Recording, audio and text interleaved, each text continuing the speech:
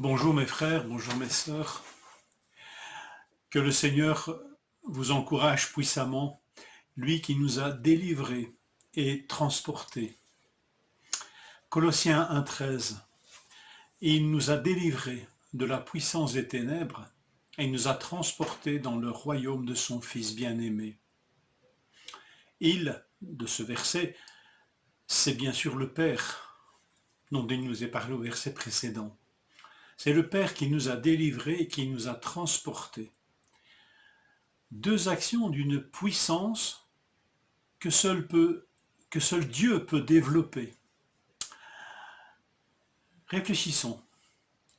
Il nous a délivrés de la puissance des ténèbres.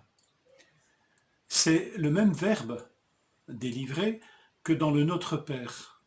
Cette demande, délivre-nous du mal ou du malin.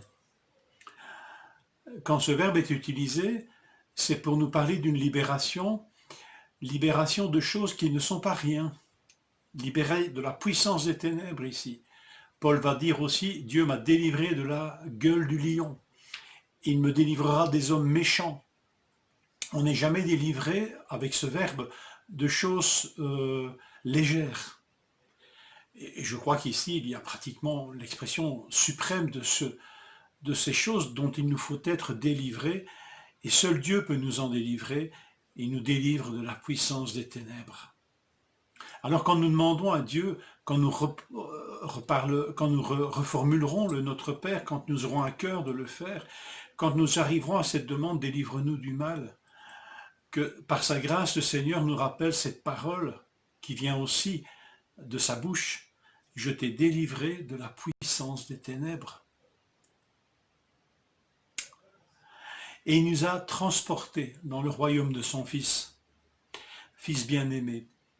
Une autre traduction dit, il nous a transportés dans le royaume du Fils de son amour.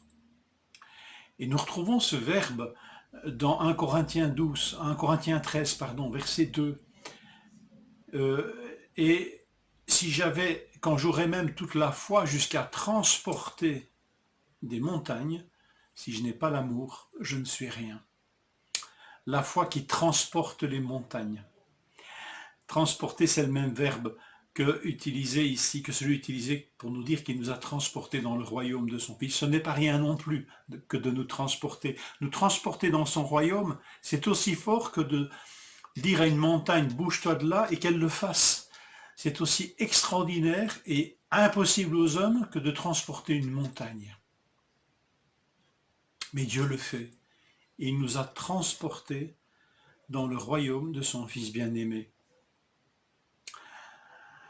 L'apôtre est en prison quand il dit cela. Remarquez que dans les versets précédents, puisqu'il priait pour les Colossiens, il utilisait le « vous ». Il priait pour eux, donc il utilisait la deuxième personne du pluriel.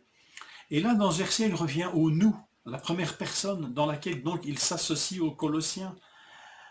C'est nous qui avons été transportés dans le royaume de son Fils bien-aimé. C'est nous qui avons été délivrés de la puissance des ténèbres. Et c'est en prison qu'il exprime ces paroles extraordinaires.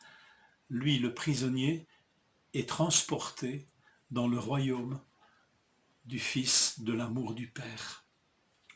C'est une œuvre accomplie, vous avez remarqué, il nous a délivrés, il nous a transportés. Elle n'est pas future, elle est accomplie.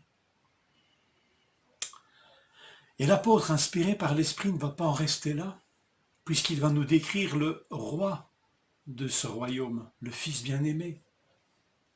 Le Fils est l'image du Dieu invisible, il est le premier-né de toute la création. Premier-né s'entend ici dans cette position de prééminence sur toute chose.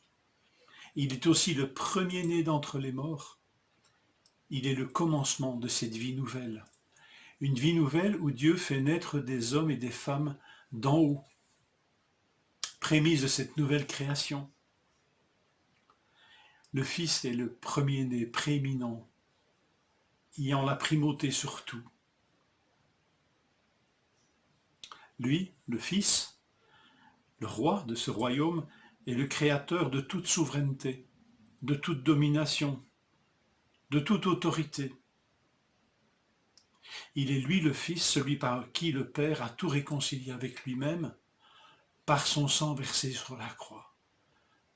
Si vous faites ce raccourci, c'est saisissant. Lui qui a tout créé est aussi lui qui a donné son sang sur la croix. C'est lui le roi de ce royaume où le Père nous a transportés, avec autant de puissance qu'il le faut pour transporter une montagne.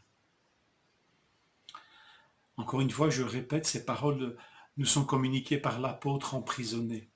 Du fond de sa prison, il est transporté avec nous, par le Père, dans le royaume du Fils, de son amour. Alors Paul, avant de développer tout cela, avait prié pour les Colossiens et leur avait prié dans ce sens. Nous demandons, nous lisons ça au chapitre 1, verset 9, nous demandons que vous soyez remplis de la connaissance de sa volonté en toute sagesse et intelligence spirituelle. Alors quand nous lisons ce que nous venons de lire, il nous en faut de la sagesse et de l'intelligence spirituelle. Mais elle nous est accordée. Alors que le Seigneur nous accorde cette sagesse et cette intelligence spirituelle pour que nous saisissions la volonté de Dieu. Volonté de Dieu pour nos vies, mais volonté de Dieu exprimée aussi dans ses desseins pour le salut de ce monde et pour cette création nouvelle, pour ce royaume où son Fils règne à sa droite. Que Dieu nous accorde sagesse et intelligence spirituelle pour discerner sa volonté à la lumière de cette incroyable volonté exprimée par Dieu déjà ici de sauver tout homme et de le transporter, de le délivrer du mal, des puissances du mal et de le transporter dans le royaume de son Fils bien-aimé. Peut-être ça alimente un peu encore une des demandes du Notre Père, que ton règne vienne, que ta volonté soit faite sur la terre comme au ciel. Il nous a transportés dans le royaume de son Fils bien-aimé. Béni soit-il, que le Seigneur nous encourage et nous fortifie.